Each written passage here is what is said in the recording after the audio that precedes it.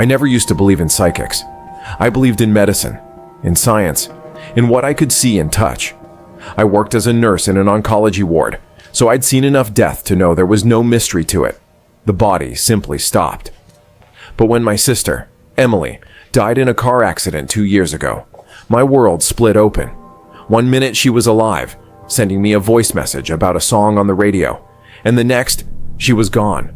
Her phone was recovered at the scene, cracked and silent, but the message never finished. I played it every night for weeks, listening to her voice cut off mid-laugh. That silence became a wound I couldn't stop reopening. When a friend at work told me about a psychic downtown who specialized in grief communication, I laughed. Then one night, I found myself outside her shop, a narrow space squeezed between a laundromat and a pawn shop, with a faded sign that read, Madame Verity's Spiritual Readings. The inside smelled of incense and old wood. Candles flickered in glass jars, their light soft and wavering. Madame Verity wasn't what I expected. No robes, no heavy jewelry. She was young, maybe mid-30s, with straight black hair and calm, deep eyes that felt like they could see through me. "You've come for your sister," she said before I even sat down. My throat tightened. I hadn't told her anything. She reached for my hands and closed her eyes. For a long moment, nothing happened. Then she whispered, "She's here." My heart stopped. Her tone shifted, low, trembling. "She's trying to speak." She says, "She's sorry. She didn't see the other car." My breath caught because that was true. The police said the crash had happened in a blind intersection. Madame Verity's body began to shake. "She says you shouldn't have kept her phone," she continued. My stomach dropped. I hadn't told anyone that I'd taken Emily's broken phone home, unable to let go. She says, Verity's voice changed then, lower, cracked, almost masculine. "You're not alone tonight." I froze. The room felt colder, heavier. She says not to answer the phone.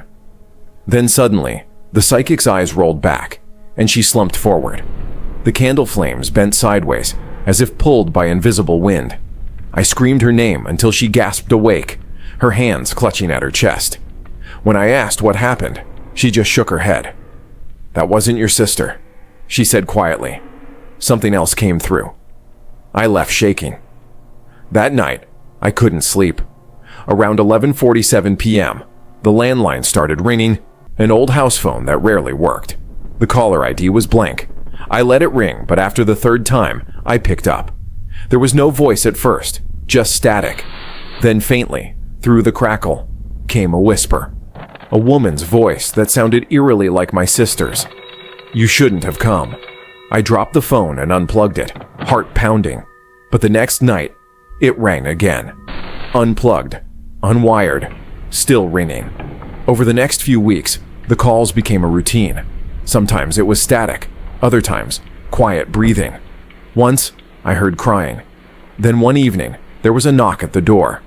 When I opened it, no one was there, but on the porch sat Emily's phone. The same cracked one from the crash. It was dead, the battery long gone. Yet when I picked it up, the screen flickered to life. My sister's wallpaper appeared, a photo of us at the beach. Then a text appeared across the screen in gray letters. "Now you're with me." The phone went black. I don't play the voicemail anymore. I've moved twice, changed numbers, and stopped telling people what happened because they look at me like I've lost my mind.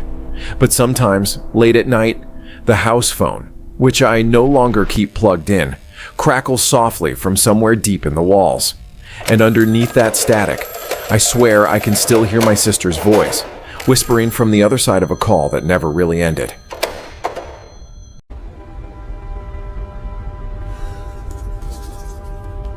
Ever since I was a child, I could feel things that weren't mine. If my mother was sad, I'd feel a hollow ache in my chest. If a classmate fell and scraped their knee, a sting would bloom in my leg. My grandmother told me I had the gift, though it never felt like one. "You're an empath," she'd said once, cupping my face in her cool, wrinkled hands. "You'll feel other people's hearts as if they were your own. Just make sure you don't lose track of which one belongs to you." For years, I thought she was exaggerating, until I grew older and realized how right she was. I learned to avoid crowds. Shopping malls made me nauseous. Hospitals were unbearable. Even walking through a cemetery left me dizzy from the invisible weight of grief. I married a kind man named Mark, who accepted my sensitivity as quirky. He didn't really understand it, but he respected it, until we moved into the old apartment downtown. The building was over 100 years old, filled with the smell of dust and pipes and forgotten stories. The first night we slept there, I woke to the strangest sensation, a pressure in my chest, not pain exactly, but something deeper, like sorrow made physical. It wasn't mine. The feeling grew stronger over the next few days. When I walked past the apartment at the end of the hall, I felt an overwhelming wave of despair, so strong I had to lean against the wall to stay upright. I told Mark, and he joked that maybe the neighbors were just bad people. But the landlord told me later that the entire floor was empty. No one had rented those units in years. Then the dreams began. I'd see water everywhere, dark, cold, endless, and hear a woman crying softly somewhere beneath it. I'd wake gasping, drenched in sweat. One night, I heard her crying while awake. The sound came from the vent, low and muffled, like someone trapped inside the walls. I pressed my ear to it, whispering, "Hello." The sobbing stopped. Then faintly, I heard a whisper right next to my ear, "Please help me." That same week, Mark came home pale and shaking. "There's a woman in the elevator," he said. "She doesn't move. She just stares." When I asked what she looked like, he said she was drenched, as if she'd just come out of the river. I felt my stomach twist because I'd seen her too. Not fully, but in the edge of my dreams. That night, I couldn't sleep. The air felt thick, heavy. Then the bed dipped, like someone had sat down. I turned my head and saw her there, hair dripping, eyes hollow, water pooling on the floor. She didn't speak, but I could feel everything she wanted me to know. Her grief poured into me like cold rain. She had drowned herself in the basement of the building decades ago after losing her child. The next morning, I went down to the basement. The air smelled like metal and dampness. Behind a stack of paint cans, I found an old locket half buried in dust. Inside was a photo, a woman holding a baby. I took it outside and buried it by the river.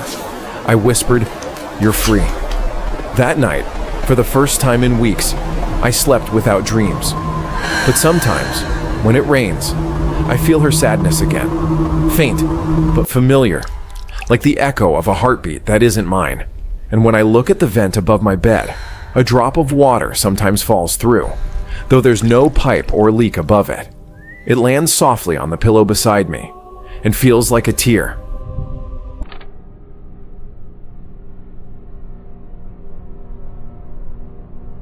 In 1998, I was working as a reporter for a small paper in Louisiana. My editor sent me to cover a psychic fair, one of those weekend events filled with crystal sellers, tarot readers, and candle booths. I wasn't a believer. My angle was to expose the business of belief, how grief and desperation were turned into profit. The fair was small, but crowded, and at the very back was a tent everyone whispered about, the one belonging to Celeste Dumar. Locals said she wasn't like the others. She didn't predict the future. She saw it.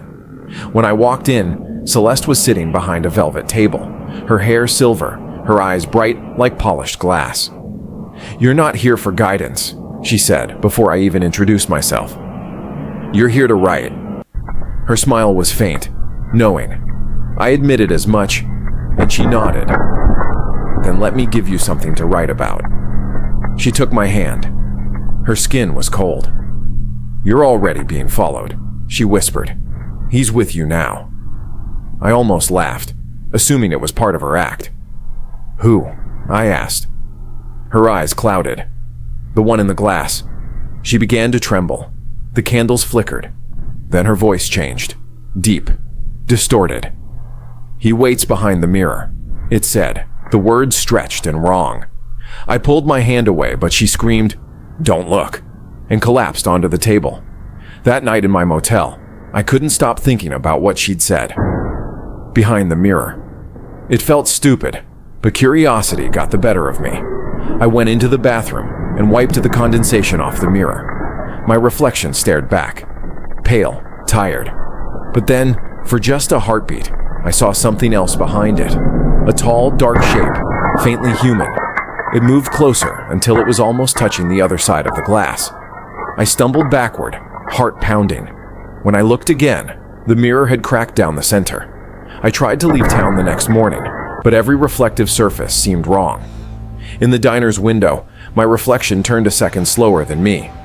In my car mirror, I saw something moving in the back seat, but when I turned, nothing was there. I covered the mirrors with towels when I got home, thinking it would end. It didn't. The scratching started a few nights later, faint at first, like nails against wood. It came from behind the bathroom door, where the covered mirror hung. I ignored it for hours until I couldn't stand it anymore. I pulled the towel down, and the mirror was fogged over, though there was no steam, no heat. As I reached to wipe it clean, a handprint appeared from the inside. Then, in the reflection, I saw my own face, smiling back at me, even though I wasn't. I smashed the mirror that night, but every new one I buy eventually cracks in the same diagonal line. Sometimes in the shards, I still see movement, a shape, waiting patiently. Celeste Dumas died 2 years later, and her booth was never reopened, but her last words before she passed were written on a napkin found beside her bed. "He's still behind the glass."